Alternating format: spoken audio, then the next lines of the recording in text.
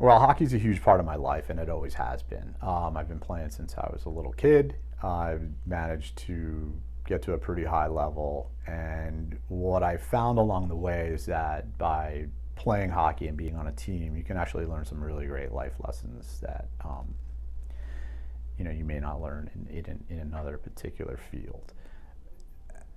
I went to boarding school to play hockey for high school. So I lived away from home for 4 years and then played in college and then had a chance to play professionally in Europe for a while.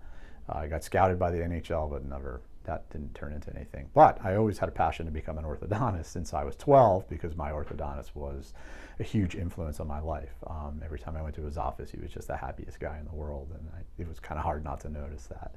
So I did tell him that I was going to become an orthodontist, and he said, yeah, that's what lots of people say.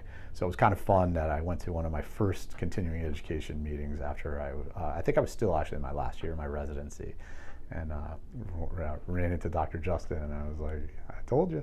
He said, congratulations, you're the first one that actually went through with it. But it's actually due to him that I got passionate about becoming an orthodontist, and it was a great choice.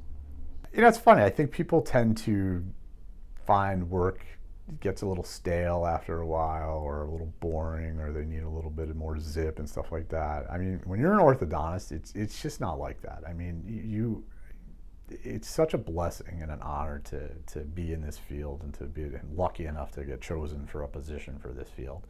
And it just never leaves you. I think it just kind of gets in your blood, and you always look forward to coming to work. And it's people. Everything is about people and relationships. And we've been super fortunate to always have just such a great crew around. I have a great staff, and we just, we keep it light. We take our work seriously, but we like to keep the work environment kind of light. And I think people pick up on that. It's a very homey atmosphere here, and we like people to feel at home, and I think they do.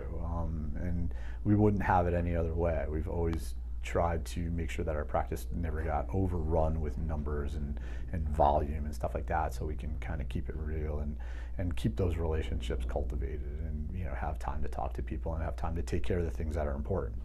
I think in limiting our schedule to a certain amount has also allowed us to be really efficient, so I don't have to have 20 people in the waiting room and it's like, how are we going to catch up here? And I think things get missed when you're in an environment like that, so we always made sure that we didn't follow that kind of protocol here, and it's worked out fantastic.